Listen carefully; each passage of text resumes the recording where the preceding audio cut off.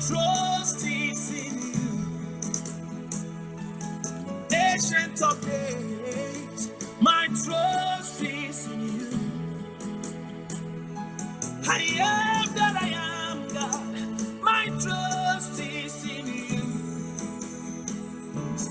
Lily of the valley, my trust is in you. Frères et sœurs de l'émission, la manne du ciel.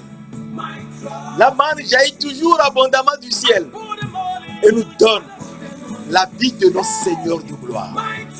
Le Tout-Puissant, celui qui était, qui est et qui vient. Le Dieu de gloire et son Fils Jésus-Christ, le Dieu de gloire et son Esprit, le Dieu de gloire.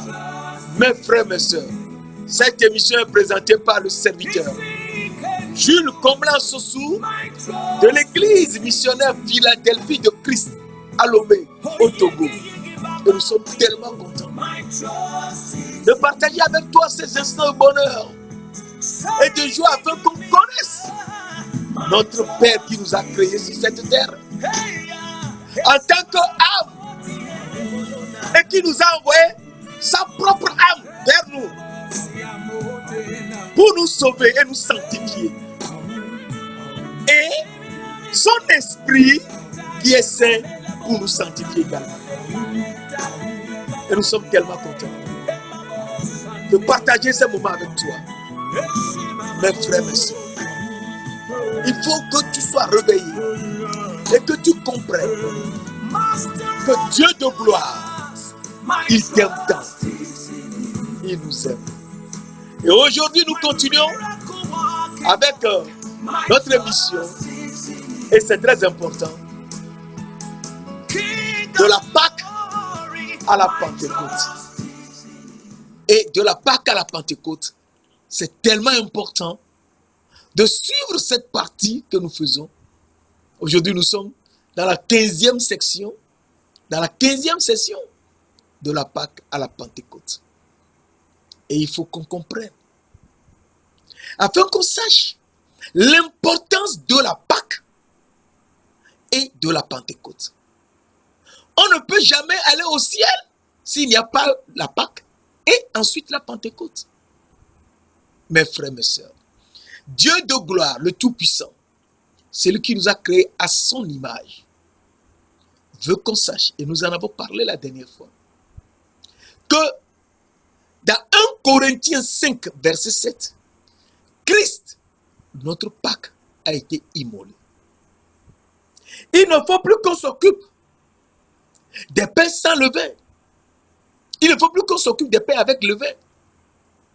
Mais plutôt, il faut savoir que nous sommes devenus des pains sans levain. Alors, nous lisons dans 1 Corinthiens 5, verset 7, faites disparaître le vieux levain, afin que vous soyez une pâte nouvelle. Puisque vous êtes sans levain, sans pourriture, sans les choses anciennes que nous mangions, le pain, le vin que nous mangions en voyant cela sur la terre. Non, maintenant nous sommes une nouvelle création. Puisque vous êtes sans levain, car Christ, notre Pâque, a été immolé. Christ a été immolé entre les deux soirs. Et c'est ça qui est très important. Et Christ qui a été immolé entre les deux soirs, il faut qu'on sache que lui, c'est lui l'agneau sans défaut. Car la parole nous dit dans Exode 12, verset 5-6, ce sera un agneau sans défaut. Et toute l'assemblée d'Israël l'immolera entre les deux soirs. Or, il n'y a qu'un seul jour où il y a eu deux soirs. Et ce seul jour, c'est le premier jour de la création. La parole de Dieu nous dit dans Genèse 1, verset 2, la terre était, on peut commencer à partir du verset 1, au commencement, Dieu créa les cieux et la terre. Verset 2, la terre était informe et vide, donc était informe, n'avait pas de forme. Et vie, c'est-à-dire n'était pas visible. On ne la voyait pas. La terre n'existait pas, mais elle existe. Alléluia. On ne la voyait pas tout simplement parce que la terre a été fondée par la sagesse de Dieu. C'est très important. Proverbe 3, verset 19. La terre, l'Éternel a fondé la terre par sa sagesse. Et donc, la terre qui a été fondée par la sagesse de Dieu, il faut qu'on sache que l'Éternel qui nous a fait cela veut qu'on sache, et de manière intrinsèque, que c'est lui. La terre était en forme vide. Il y avait des ténèbres à la surface de l'abîme. Il y avait des ténèbres, comme la nuit, à la surface de l'abîme. Et l'Esprit de Dieu se mouvait au-dessus des eaux. Et c'est très important. Dieu, le Père créateur, a fait la terre, et cette terre, c'est dans sa sagesse. Donc, n'est pas visible. Personne ne peut la voir. Informe, ça dit, n'avait pas de forme. Puisqu'on ne la voit pas. Et vide, ça dit, il n'était pas visible. N'existait pas. Mais elle existe quand même. C'est ça Dieu. Il appelle les choses invisibles comme visibles. Et les choses visibles comme invisibles. C'est Dieu. Et nous voyons qu'il y avait les ténèbres à la surface de l'abîme. Verset 3.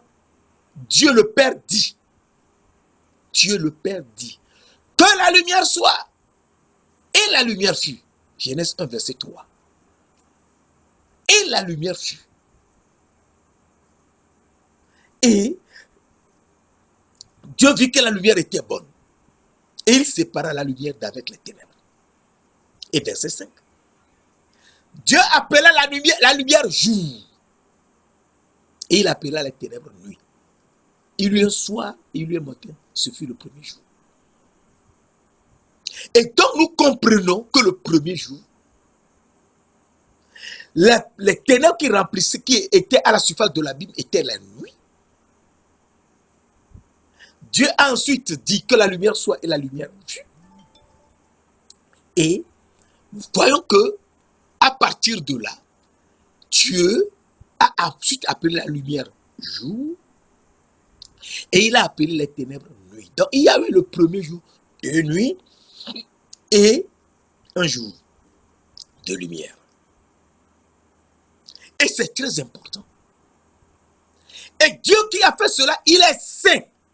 C'est le Père Saint. Mes frères, mes sœurs, il faut qu'on se rende à l'évidence que le Père Saint, c'est lui qui a créé les cieux et la terre.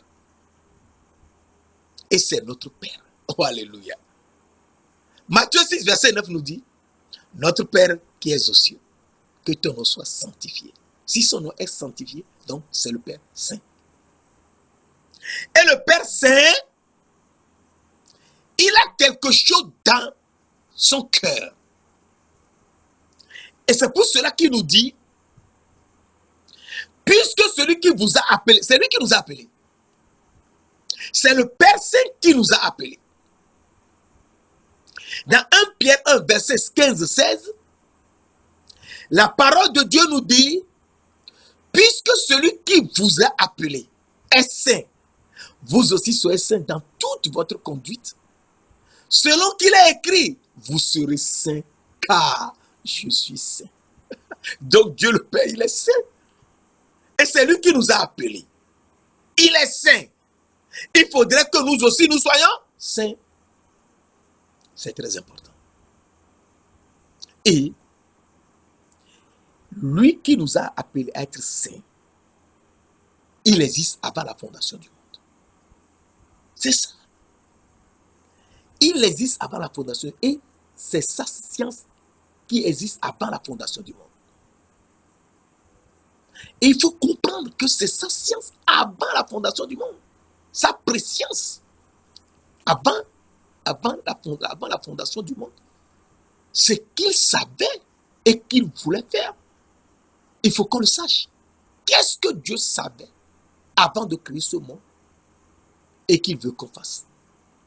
Mes frères, mes sœurs, Alors la parole de Dieu nous dit, dans 1 Pierre 1, verset 2, et qui sont élus selon la préscience de Dieu. Et qui sont élus selon la préscience de Dieu, le Père, par la sanctification de l'Esprit, afin qu'ils deviennent obéissants et qu'ils participent à l'aspersion du sang de Jésus-Christ. Que la paix et la grâce vous soient multipliées.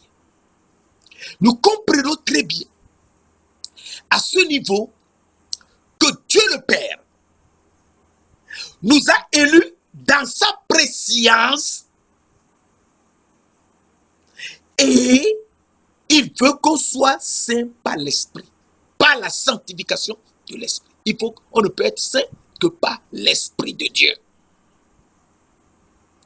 On ne peut être saint que par l'Esprit de Dieu. Et nous ayant fait cela, il veut qu'on soit, afin qu'on devienne obéissant. Il faut qu'on soit obéissant. Obéissant. Pourquoi serons-nous obéissants? Si on n'est pas obéissant, on ne peut jamais participer à l'aspersion du sang de Christ. Parce que le Christ, le sang de Christ, personne ne le voit. Et donc, il faut être obéissant pour participer à l'aspersion du sang. Oui, c'est très important. Et la parole de Dieu nous dit dans Éphésiens 1, verset 3 à 4. C'est très important. Je t'avais dit cela avant. Je ne fais que me répéter moi. Je te l'avais dit. Béni soit Dieu le Père de notre Seigneur Jésus-Christ. Donc notre Seigneur Jésus-Christ a un Père. C'est Dieu le Père. Béni soit Dieu le Père de notre Seigneur Jésus-Christ, qui nous a bénis. Donc nous sommes déjà bénis. Avant la fondation du monde, nous sommes déjà bénis. De toutes sortes, qui nous a bénis de toutes sortes de bénédictions spirituelles dans les lieux célestes en Christ. En Christ.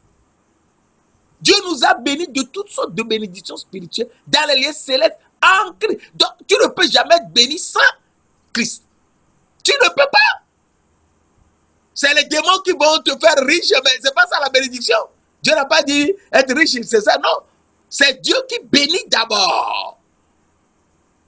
Et on devient riche. C'est ça. Proverbe 10, verset 22. C'est très important. C'est la bénédiction de l'Éternel qui enrichit. Et il ne l'a fait sur d'aucun chagrin. C'est très important. Donc, nous revenons dans Éphésiens 1, verset 3-4. Béni soit Dieu le Père, qui nous a bénis de toutes sortes de bénédictions spirituelles dans les lieux célestes en Christ. En Christ. Verset 4. En Christ, Dieu nous a élus avant la fondation du monde pour qu'on soit saints et irrépréhensibles devant lui, Dieu le Père. Et donc, il faut qu'on comprenne, et de manière absolue et intrinsèque, que Dieu le Père veut qu'on soit saint. Et il nous a élus avant la fondation du monde, en Jésus-Christ. Et donc, nous comprenons que ce n'est qu'en Jésus-Christ que nous pouvons être quelque chose. Et c'est très important. Et nous devons être saints. Et être saint, oui, il faut qu'on soit saint. Donc, Dieu, sachant cela, nous dit que nous devons tout faire pour comprendre que nous sommes sortis de Jésus-Christ. Or, Jésus-Christ, c'est qui? C'est ça qui est important. Puisqu'on nous dit, béni soit Dieu le Père de notre Seigneur Jésus-Christ. Jésus-Christ a un Père, oui. Alors, nous voyons que, mais s'il a un Père, il faut qu'on sache qui est ce Père. Oui, c'est ça qui est important.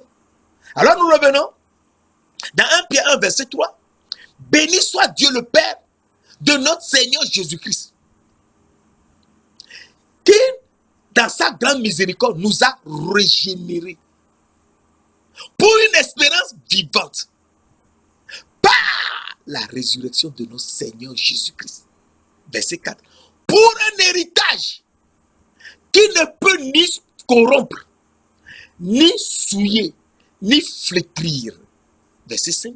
Qui nous est réservé dans les lieux célestes par la puissance de Dieu, pour nous qui sommes gardés par la foi, pour le salut prêt à être révélé dans les derniers temps. Et donc, il faut qu'on sache que Dieu, le Père de notre Seigneur Jésus-Christ, nous a régénérés dans sa grande miséricorde. Et par la résurrection de notre Seigneur Jésus-Christ. Donc ce n'est que par la résurrection de Seigneur Jésus-Christ que nous pouvons être régénérés. Si le Seigneur Jésus-Christ n'est pas ressuscité, nous ne pouvons jamais être régénérés. Mes frères, mes sœurs, il faut qu'on comprenne la parole. Et c'est très important. Et donc, nous comprenons que si le Seigneur Jésus-Christ n'est pas ressuscité, nous ne pouvons jamais être régénérés et purifier notre âme. Oui. Alors il nous dit, dans 1 Pierre 1, toujours dans 1 Pierre 1, dans 1 Pierre 1, verset 19 à 22, mais par le sang précieux de Christ, comme d'un agneau sans défaut et sans tache, prédestiné avant la fondation du monde, et manifesté à la fin des temps à cause de vous. Verset 21, qui par lui, croyez en Dieu, lequel l'a ressuscité des morts. Lequel l'a ressuscité des morts et lui a donné la gloire, en sorte que notre foi et votre espérance, afin que votre foi et votre espérance reposent sur Dieu. Verset 22.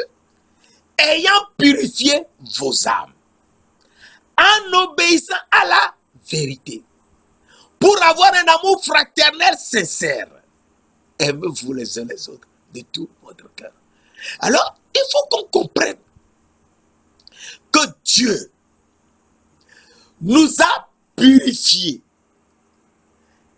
Il a purifié notre âme. Et nous devons obéir à la vérité. Pour avoir un amour fraternel sincère, aimez-vous les uns les autres de tout votre cœur. Cela revient à dire que Dieu, dans sa préscience, lui qui nous a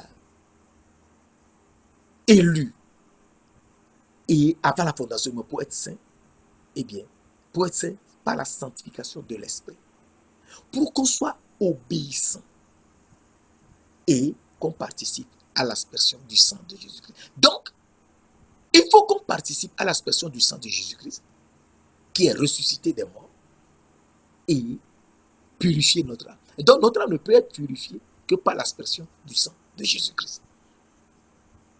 Mes frères, mes sœurs, il faut qu'on comprenne la parole.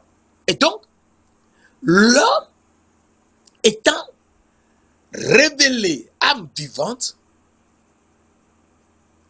doit tout faire pour être dans cette élection,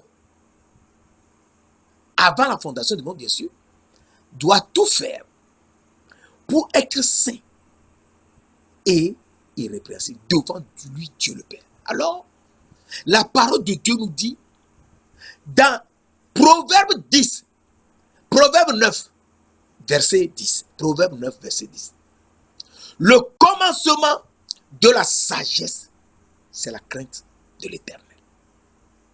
La science des saints, c'est l'intelligence. Et donc, nous comprenons très bien que le commencement de la sagesse, c'est la crainte de l'Éternel. Il faut craindre Dieu, le Père, l'Éternel. Pourquoi le craindre? Il faut le craindre parce que ce qu'il dit, c'est ce qu'il faut faire. Qu'est-ce qu'il a dit? Il nous a dit, dans Genèse 2, versets 15 à 17, Dieu, l'Éternel Dieu, plaça l'homme dans le jardin qu'il avait formé, dans le jardin d'Éden, et lui a dit de cultiver le jardin et de le garder. Donc c'est l'Éternel qui nous a mis dans le jardin. Il sait pourquoi il nous a mis. Verset 7. L'Éternel Dieu donna cet ordre à l'homme. Tu pourras manger de tous les arbres du jardin, mais tu ne mangeras pas l'arbre de la connaissance du bien et du mal. Car le jour où tu le mangeras, tu mourras. Donc, il nous a donné un ordre. L'Éternel Dieu qui nous a créés, il nous a donné un ordre. Il nous a donné un ordre. Et cet ordre, c'est de ne pas manger l'arbre de la connaissance du bien et du mal. Car le jour où on le mangera, on mourra. Et c'est justement ce temps que la femme qui est faite à l'homme pour l'aider à cultiver le jardin et à le garder, a mangé et a donné son mari. Lui aussi en a mangé. Et automatiquement, ils ont perdu les habits qu'ils avaient dans l'âme et ils ont perdu les yeux de l'âme. Et ils s'étaient vus nus dans ce corps. À partir de ce moment, quelque chose a changé. Ce qu'ils étaient, ils ne l'étaient plus. Et donc, Dieu, dans sa grande miséricorde, nous a fait quelque chose d'extraordinaire.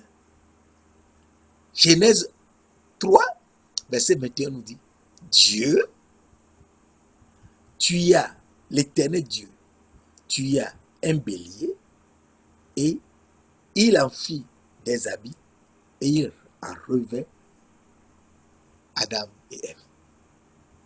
L'Éternel fit des habits de peau et il les en revêtit. Genèse 3, verset 21. À partir de là, Dieu les a chassés pour aller cultiver la terre d'où ils avaient été tirés. Et la terre d'où on a été tiré, c'est sorti de la sagesse de Dieu. C'est très important. Proverbe 3, verset 19 nous dit, l'Éternel a fondé la terre par sa sagesse. Et donc sur cette terre où nous avons été envoyés, il nous faut garder la sagesse de Dieu. Et cette sagesse, c'est de faire la volonté de Dieu. Et cette volonté, c'est de ne pas manger l'arbre de la connaissance du bien et du mal. Et nous ne l'avons pas fait. Et donc, nous ne pouvons jamais être saints. Puisque la science des saints, c'est l'intelligence. Or, Dieu nous a élus dans sa préscience. Préscience. Et notre âme doit garder la science des saints pour être intelligent. Donc, sur cette terre, il nous faut absolument savoir que notre corps est fait de la poussière de la terre et que cette terre est fondée par la sagesse de Dieu. Donc, il faut rester sage. Et rester sage, c'est de craindre l'Éternel. Le craindre, c'est de respecter l'ordre qu'il nous a donné. C'est ça, ce n'est pas avoir peur de quelqu'un ou d'un autre. Non, c'est de le craindre, lui, l'Éternel qui nous a formés, qui nous a créés sur la terre. Et donc, à partir de là, nous comprenons que nous n'avons pas pu le faire. Et Dieu, dans sa pure grâce, il nous aime tellement.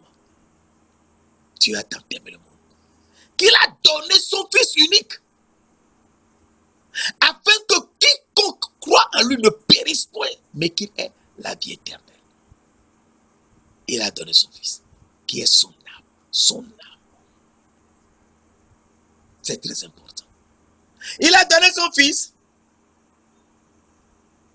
et c'est son Fils qui doit venir et nous rendre saints. Alors, nous voyons que notre Père, il est saint. Et c'est le Père saint. Jean 17, verset 11 nous dit, Père saint, garde en ton nom ce que tu m'as donné, afin qu'ils soient un comme nous. Comment sont-ils? Jésus-Christ et le Père sont un. Jean 10, verset 30. Moi et le Père, nous sommes un. Et Jean 17, verset 1 nous dit, Père saint, c'est Jésus qui parle. Père Saint, garde en ton nom ceux que tu m'as donnés, afin qu'ils soient un comme nous.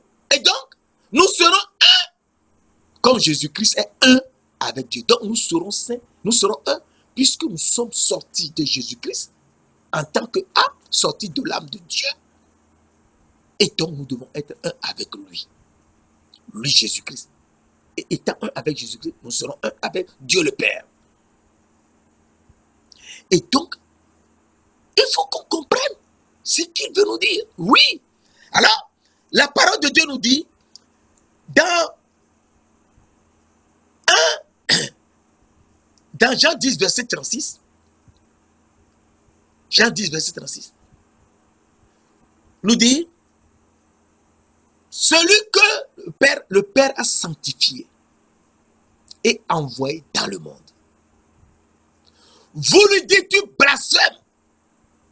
Et cela parce que j'ai dit, c'est Jésus qui parle, je suis le Fils de Dieu.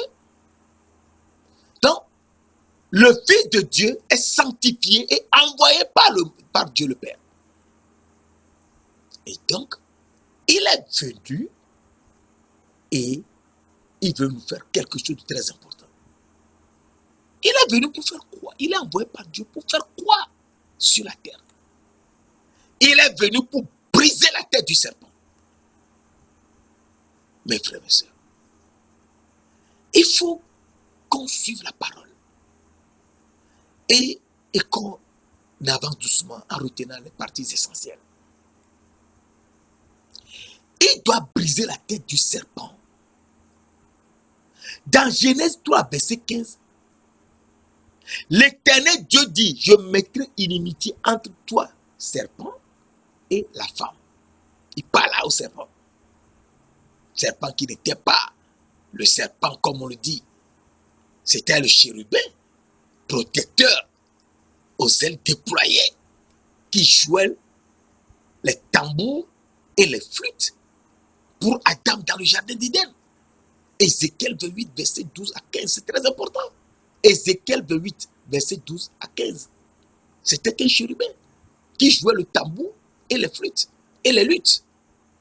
Et Adam devait cultiver le jardin, le garder. Mais il a trompé Adam. Mais Adam même, il ne peut pas lui parler. Et parce que Adam, c'est l'âme qui avait le corps. Mais Dieu a pris l'os du corps d'Adam et a fait une femme qui avait l'âme et l'esprit d'Adam. Adam était âme et esprit et Dieu l'a mis dans la poussière de la terre, qui est son corps. La femme, Dieu l'a prise du corps d'Adam et a mis l'âme et l'esprit d'Adam dans son corps. Et elle doit l'aider pour cultiver le jardin et le garder. Mais le serpent l'a trompé. Et à partir de là, nous voyons que Adam et Ève ont été trompés. Et la parole de Dieu nous dit, la postérité de la femme, je mettrai l'imitié entre toi et la femme. Entre ta postérité et la postérité de la femme. Celle-ci t'écrasera la tête. La postérité de la femme t'écrasera la tête. Et tu lui mordras le talon. Donc, la postérité de la femme va briser la tête du serpent. Il est écrit, mes frères et mes sœurs. C'est ce qui est écrit. C'est avec ça qu'on brise la tête du serpent. Rien d'autre. On brise la tête du serpent par ce qui est écrit. C'est ça. Sinon, on ne peut pas. Ce qui est écrit. Alors, nous voyons que dans Matthieu 4, verset 1 à 11, Jésus, le serpent, lui a dit, quand l'Esprit de Dieu est entré en Christ, parce que c'est l'Esprit de Dieu Jésus a été conçu par la vertu du Saint-Esprit. Matthieu 1, verset 18 à 26. Et Jésus, étant mené dans le désert par l'esprit. Il a fait 40 jours et 40. Il a fait 40 jours de jeûne et 40 nuits. Et le serpent, le diable, le tentateur, est venu. Et lui a dit, si tu es fils de Dieu, ordonne que ces pains deviennent, que ces pierres deviennent des pains. Et ici, le Seigneur nous montre, et de manière véritable, que nous devons savoir que nous sommes corps, mais également âme. Mais nous devons tout faire pour vivre dans l'âme. C'est ça. Et la parole de Dieu nous dit, dans Matthieu 4, verset 4, Jésus lui dit, il est écrit, c'est ça, ce qui est écrit. L'homme ne vivra pas de pain seulement, mais de toute parole qui sort de la bouche de Dieu. Oui, ce n'est pas seulement ce qu'on va manger qui importe, mais la parole de Dieu, ce que Dieu a écrit dans sa Bible, dans la Bible. C'est ça qui est la parole de Dieu. Ancien Testament, Nouveau Testament, les deux. C'est ça la parole de Dieu. Et le serpent a compris que, celui-là, il connaît la parole de Dieu, oui. Le Proverbe 2, verset 6 nous dit, l'Éternel donne la sagesse. C'est ça. La sagesse que Dieu nous a donnée, eh bien, c'est de chercher l'arbre de la vie et de le manger. Et nous serons autres. C'est très important. Et il faut comprendre cela. Il nous dit cela dans Proverbe 3, verset 18. La sagesse est un arbre de vie pour ceux qui la saisissent. Et ceux qui la possèdent sont heureux. Et donc, il nous faut la sagesse de Dieu. Le craindre, c'est de chercher l'arbre de la vie. Jusqu'à le trouver. Et non manger l'arbre de la connaissance du bien et du mal. Et donc, la sagesse est un arbre de vie. Et donc, à partir de là, nous devons comprendre que le Dieu de gloire, il a brisé la tête du serpent par la sagesse. Ensuite, et c'est très important, c'est pourquoi Jésus-Christ est venu sur la terre. Et je vais te le lire, c'est très important. Dans Luc 4, qui est un verset tellement important, verset 5 à 8, le diable ayant élevé, lui montra en un instant tous les royaumes de la terre. Le diable ayant élevé. Jésus s'est laissé élever. Jésus, Dieu de gloire, l'âme de Dieu. Hey! L'âme de Dieu. Il s'est laissé élever. L'âme de Dieu, c'est Dieu. Puisqu'il est un avec Dieu. Le Père. Moi et le Père, nous sommes un. Mais il est l'âme de Dieu. Toi et ton âme, vous êtes un. Moi et mon âme, nous sommes un. C'est très important. Le diable ayant élevé, lui montra en un instant tout le royaume de la terre. Verset 6. Et lui dit, je te donnerai toute cette puissance et la gloire de ces royaumes, car elle m'a été donnée et je la donne à qui je veux. Qui lui a donné les royaumes de la terre, la puissance de ces royaumes et leur gloire. C'est Jésus-Christ qui donne. C'est lui l'âme de Dieu, la parole de Dieu. Au commencement était la parole. Et la parole était avec Dieu. Et la parole était Dieu. Si la parole était avec Dieu, son nom, la parole était l'âme de Dieu. Jean 1, verset 1. Et alors je te donne rapidement le verset 18.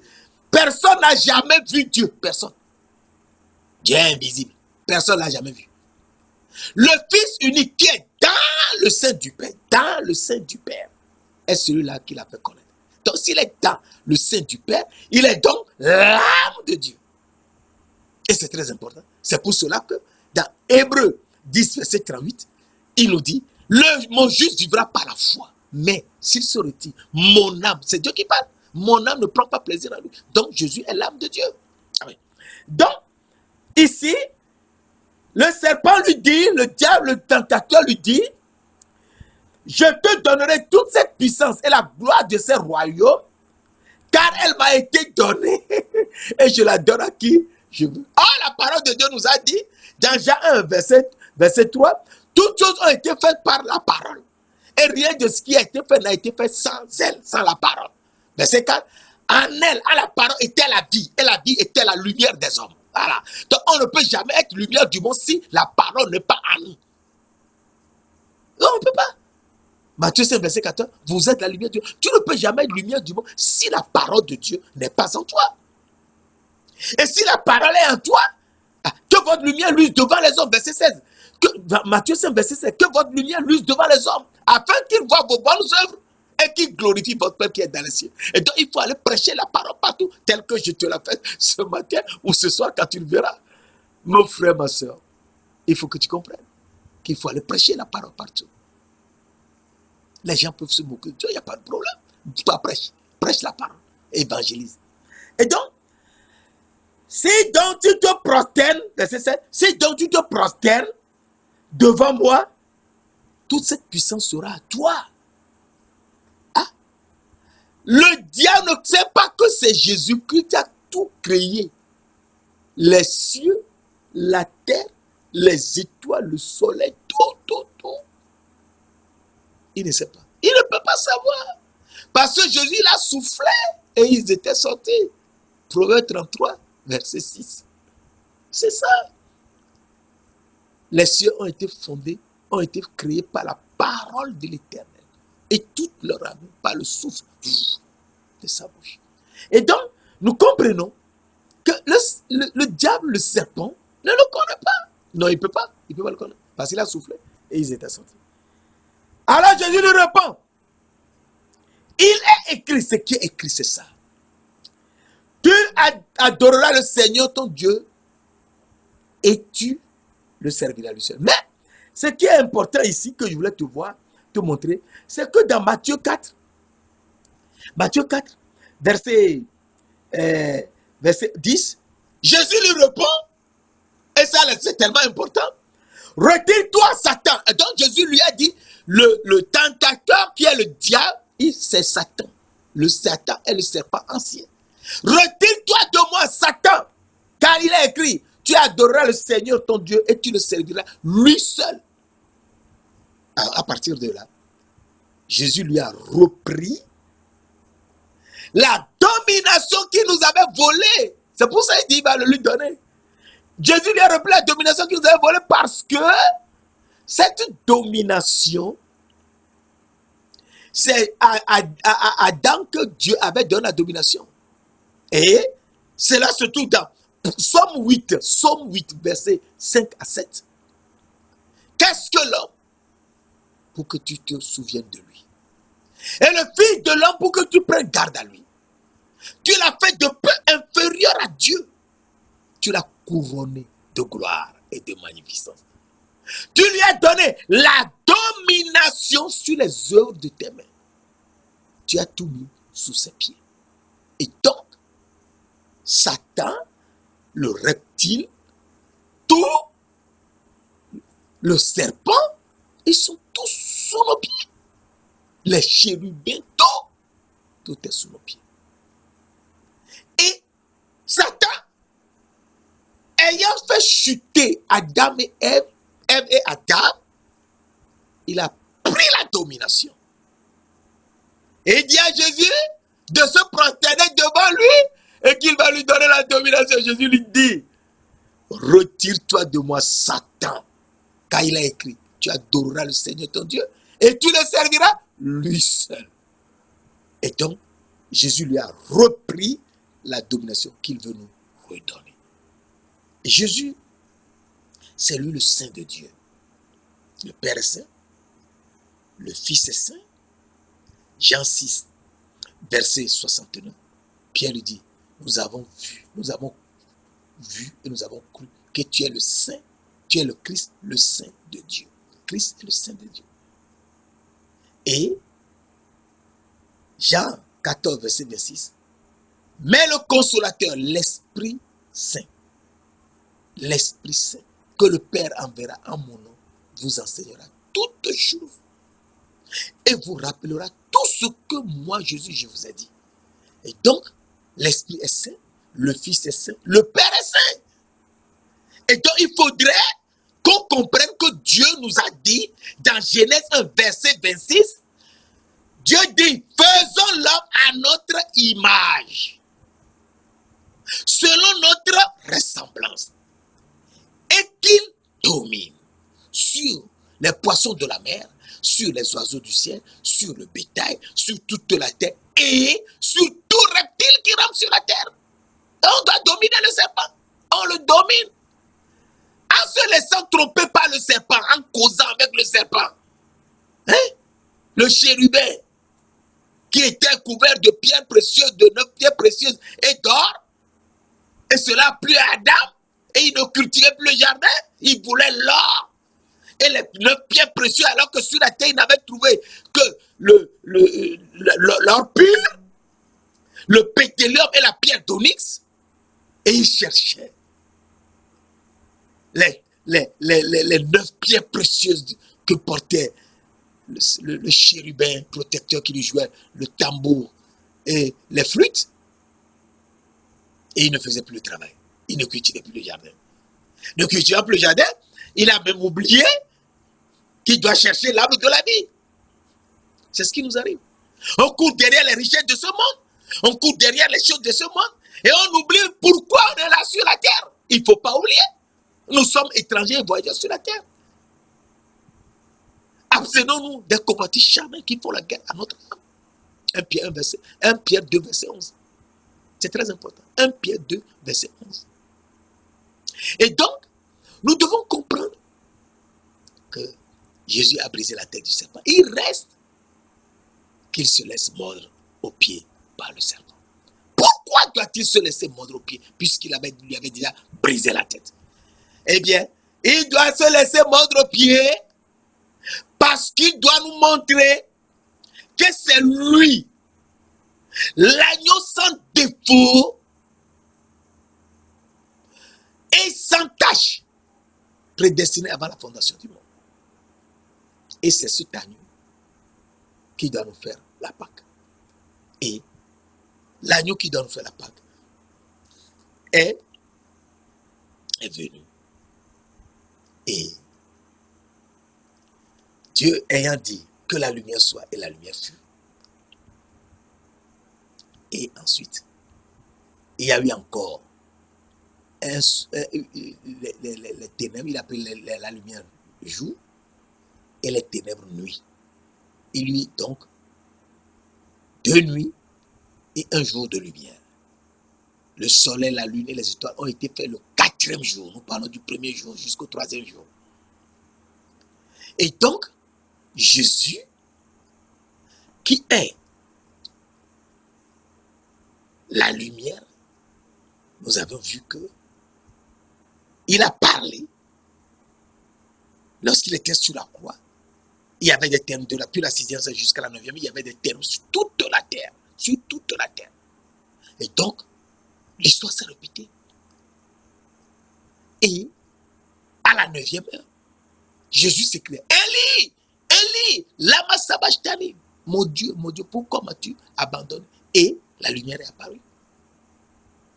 La lumière est apparue et nous voyons, ça c'est Matthieu 27, verset 46, nous voyons que dans Jean 19, verset 25 à 30, Marie, la mère de Jésus, Marie, femme de Clopas, et Marie de Magdala, et Jean étaient au pied de la croix de Jésus. Et Jésus, voyant sa mère, dit à sa mère, femme, voilà ton fils.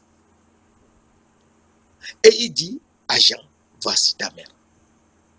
Et dès ce jour, Jean a pris Marie, la mère de Jésus, auprès de lui. Donc, il se voyait. Et Jésus a dit, j'ai soif. Et les soldats ont pris une éponge, l'ont mis dans du vinaigre et lui ont donné à boire. Et l'ayant monté l'éponge pleine de vinaigre, c'est qu'il se voyait Tout le monde se voyait. Oui, tout le monde se voyait. Il y avait la lumière. La lumière était là. Et donc, à partir de là, nous comprenons que le soir étant venu,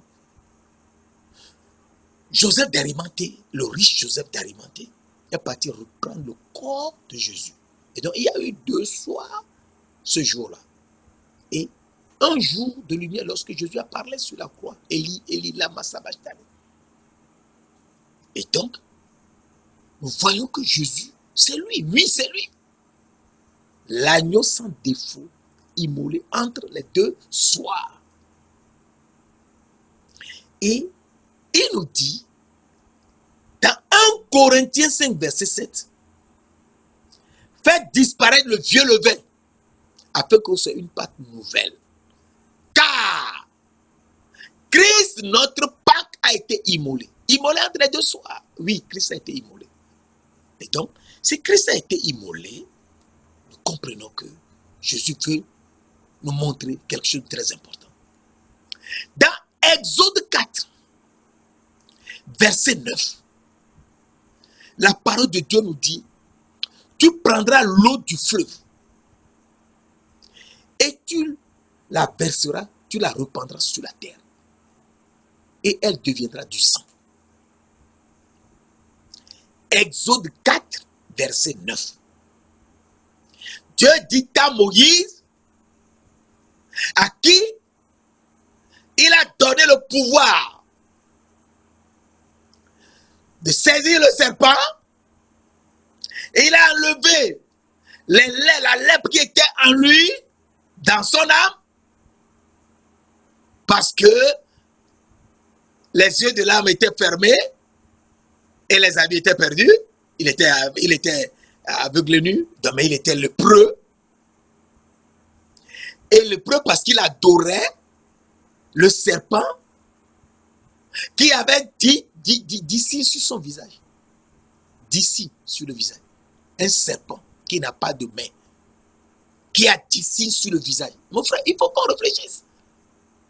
Le serpent qui a d'ici sur le visage. D'ici sur le visage. Dieu l'a mis pour qu'on soit sûr que c'est ce serpent qui nous a trompés.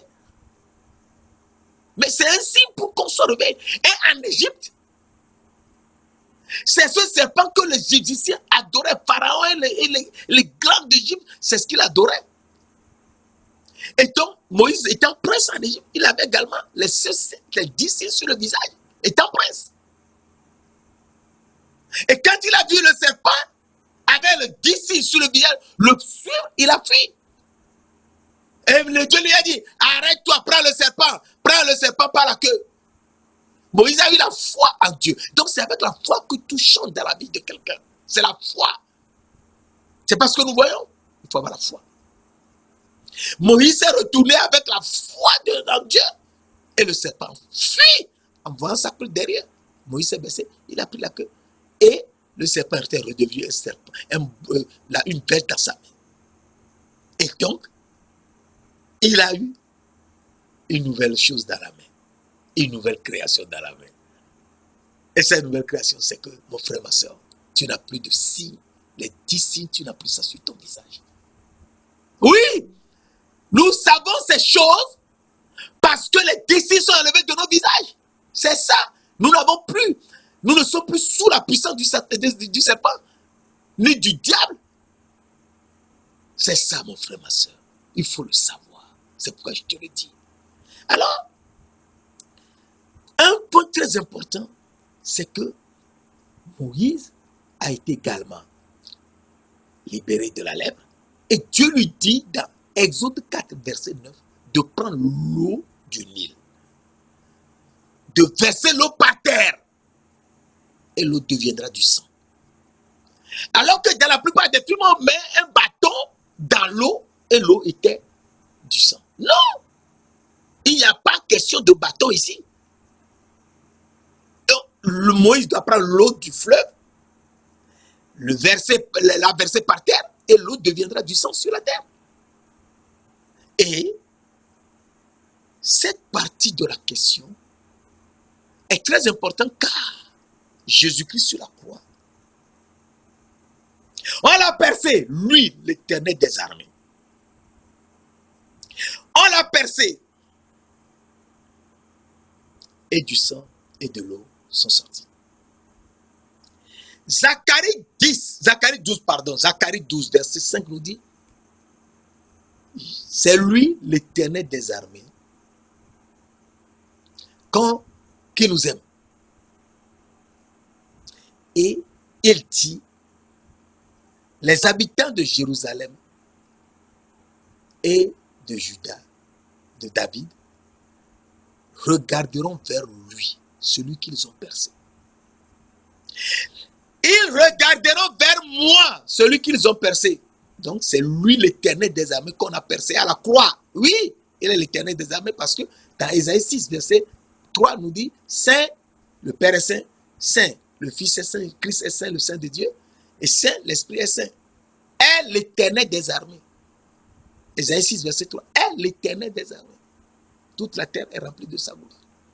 Et donc à partir de là, nous comprenons que c'est Jésus qui a été percé et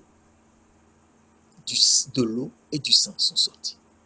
Prends l'eau du fleuve, la verser par terre et elle devient du sang. Donc, ce troisième signe que Dieu a montré à Moïse, que Moïse n'a pas eu le temps de faire au moment où Dieu l'avait dit et qu'il avait fait par la suite, nous voyons que c'est Jésus même qui allait venir verser l'eau et le sang.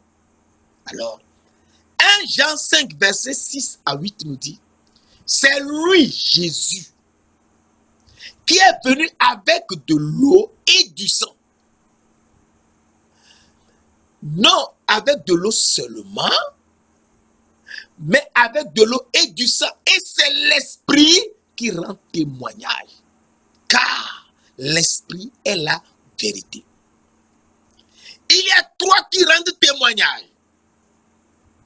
L'Esprit, l'eau et le sang. Et les trois sont d'accord. Les trois sont d'accord, ça veut dire que les trois sont un. Et donc, à la Pentecôte, Jésus veut nous montrer quelque chose. Et ça, c'est tellement important. Parce qu'un peu avant la Pentecôte, nous devons voir que Jésus nous a fait quelque chose de très important. C'est que il a fini la loi pour nous. Et nous l'avons vu la dernière fois. Il a fini la loi de Moïse pour nous. C'est très important. Dans 1 Corinthiens, dans Romains 10, verset 4, Romains 10, verset 4. Car Christ est la fin de la loi pour la justification de ceux qui croient, donc de ceux qui ont la foi. Donc Christ est la fin de la loi. Donc sans Christ, la loi subsistera toujours. Mais c'est lui la fin de la loi. Et lui qui est la fin de la loi, il est sanctifié par le Père. Et envoyé. Je viens de te le dire dans Jean 10, verset 36. Et il nous dit, il nous donne aussi, nous qui sommes sortis de son âme, il nous donne le Saint-Esprit. Mes frères, mes sœurs. Ces parties que nous voyons très simplement nous permettent de comprendre quelque chose de très important. Jean 20, verset 21-23 nous dit, la paix soit avec vous. Comme le Père m'a envoyé, moi aussi, je vous envoie. Et il leur dit, recevez le Saint-Esprit. Ceux à qui vous pardonnerez leurs péchés, ils leur seront pardonnés. Donc, Jésus, qui a été sanctifié par le Père, et qui est envoyé par le Père, nous envoie aussi et nous donne le Saint-Esprit. Et à la Pentecôte, l'Esprit est venu. Et l'Esprit de Dieu qui est venu, il va nous sanctifier. C'est très important. C'est très important car l'Esprit, c'est l'Esprit qui nous sanctifie. C'est très important. C'est l'Esprit qui va nous sanctifier. Alors, 1 Pierre 1, verset 2 que j'avais lu tout à l'heure. Et qui sont élus selon la prescience de Dieu le Père, par la sanctification de l'Esprit. Donc, c'est l'Esprit qui nous sanctifie. Ce n'est pas Jésus qui nous sanctifie. C'est l'Esprit de Dieu qui nous sanctifie. Par la sanctification de l'Esprit, afin qu'il devienne obéissant. Donc, on ne peut jamais être obéissant si l'Esprit ne nous sanctifie point. Et qu'il participe à l'expression du sang de Christ, de Jésus-Christ. Que la paix et la grâce nous soient données, nous soient multipliées. Donc, c'est l'Esprit qui nous sanctifie. Et donc, l'Esprit qui nous sanctifie, nous voyons que l'Esprit va nous laver. L'Esprit de Dieu va nous laver. Alors nous lisons rapidement dans 1 Corinthiens 6. 1 Corinthiens 6, verset 11. Un verset tellement important. Nous lisons dans 1 Corinthiens 6, verset 11. Et c'est là ce que vous étiez, quelques-uns de vous. Mais vous avez été lavés. Mais vous avez été sanctifiés. Mais vous avez été justifiés au nom du Seigneur Jésus-Christ et par l'Esprit de notre Dieu. Je te répète. 1 Corinthiens 6, verset 11. Et c'est là ce que vous étiez. Des efféminés, des outragés, des cupides, des ravisseurs, qui n'hériteront pas le royaume de Dieu. Mais maintenant, Dieu veut qu'on hérite le royaume de Dieu. Et nous sommes, et vous avez été lavés. Donc il faut être lavé avant de pouvoir hériter le royaume de Dieu. Et vous avez été lavés. Et vous avez été sanctifiés. Et vous avez été justifiés au nom du Seigneur Jésus-Christ et par l'Esprit de notre Dieu. Donc, ce n'est pas l'Esprit de notre Dieu que nous sommes sanctifiés. Mes frères, mes sœurs, il faut qu'on choisisse de comprendre la parole. Donc, nous serons sanctifiés par l'Esprit de Dieu. Et une fois qu'on est sanctifié, c'est fini. Eh bien, on comprend la vérité. Hébreux 2, verset 11 nous dit, celui qui sanctifie. Et ceux qui sont sanctifiés sont issus d'un seul. C'est très important. Et ce que Dieu veut, c'est notre sanctification. Ce que Dieu veut, c'est notre sanctification.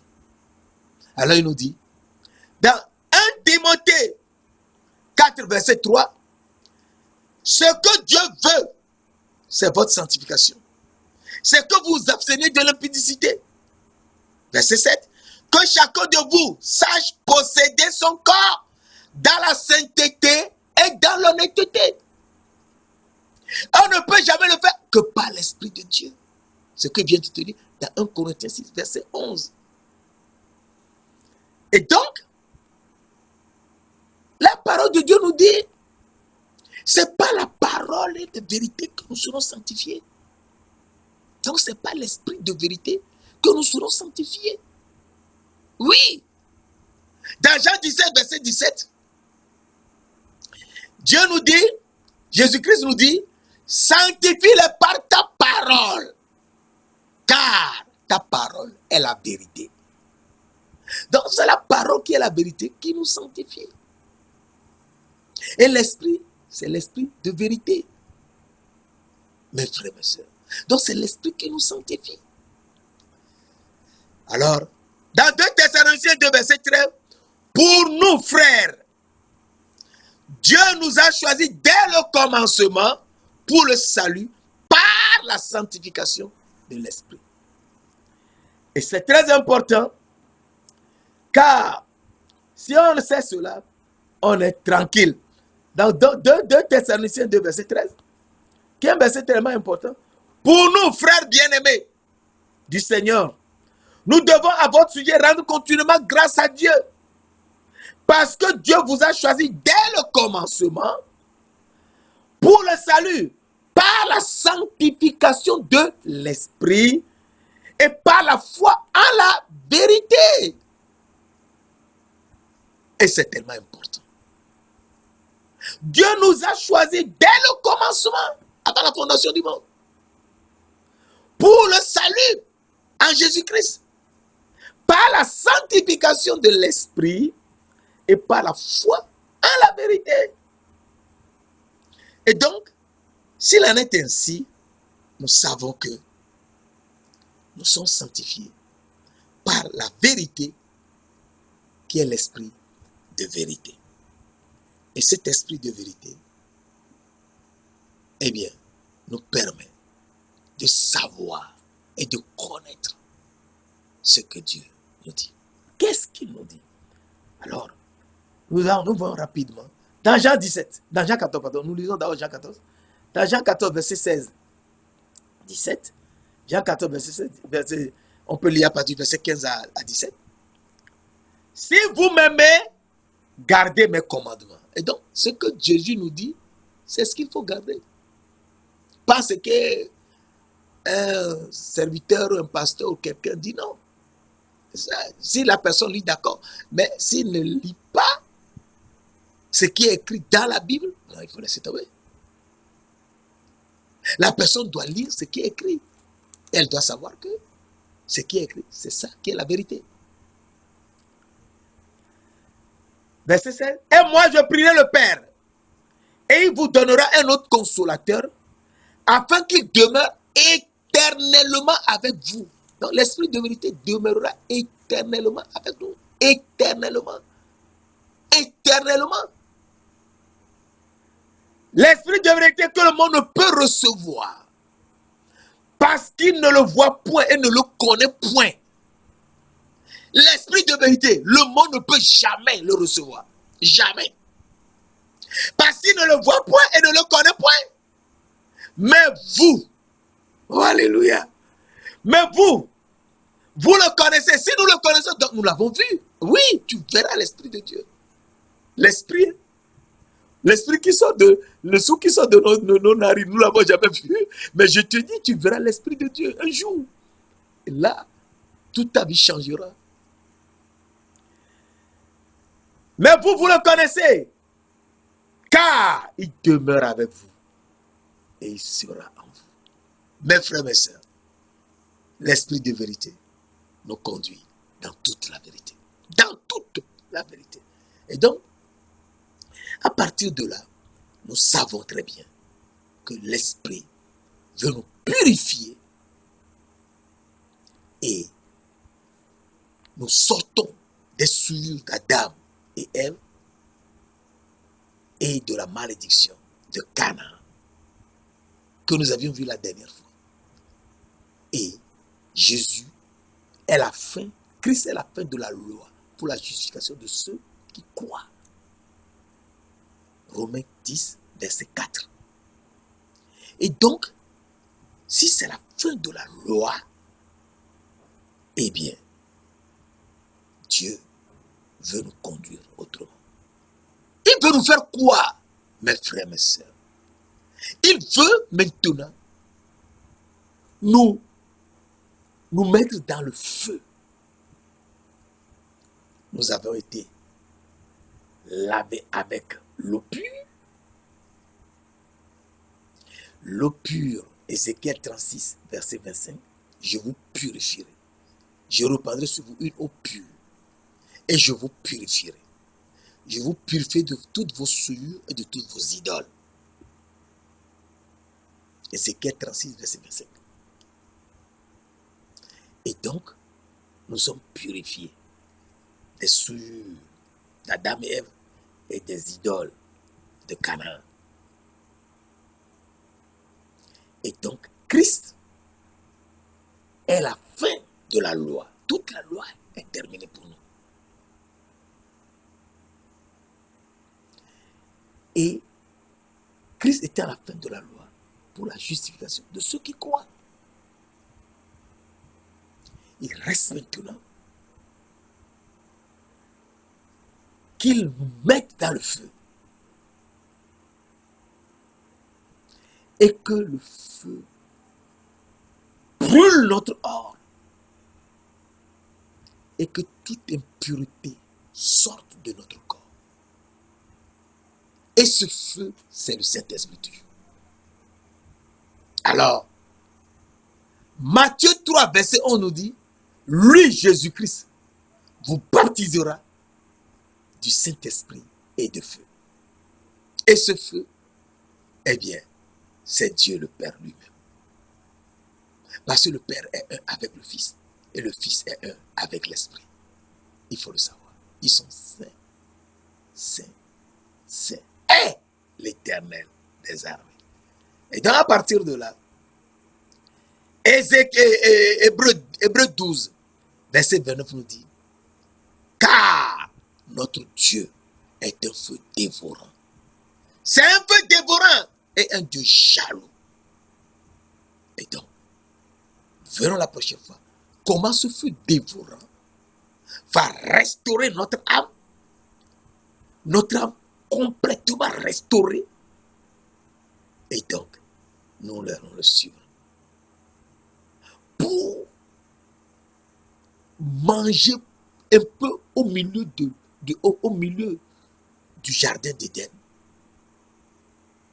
l'arbre de la vie, et donc manger le fruit de l'arbre de la vie. Nous verrons cela la prochaine fois et nous serons tellement contents. Saint-Esprit, Esprit du Dieu vivant, Esprit 3 fois saint, nous te louons, nous te glorifions. C'est toi aujourd'hui qui nous a lavés de toutes les souillures d'Adam et Ève et de toutes les idoles de Canaan.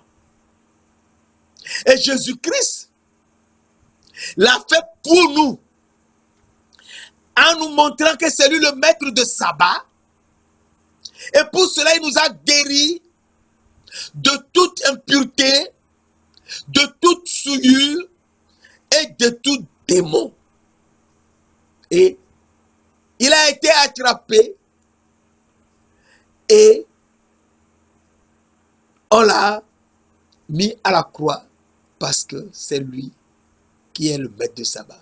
Et il nous a sortis de nos impuretés le jour du sabbat. Et parce qu'il violait le sabbat selon les sacrificateurs, les scribes et les pharisiens, il a été arrêté. Et arrêté, eh bien, il veut réaliser pour nous. Le diable, le serpent lui mordra les talons. Et il a quelque chose à nous donner. C'est l'eau et le sang. Et une fois qu'il nous a donné l'eau, il nous a lavé avec l'eau. Et bien maintenant, l'esprit nous plonge dans le feu et nous serons complètement purifiés, complètement restaurés. Et nous allons le suivre pour aller manger au milieu du jardin d'Éden, l'arbre de la vie. Merci de l'avoir fait. Au nom précieux de notre Seigneur Jésus-Christ de Nazareth. Amen.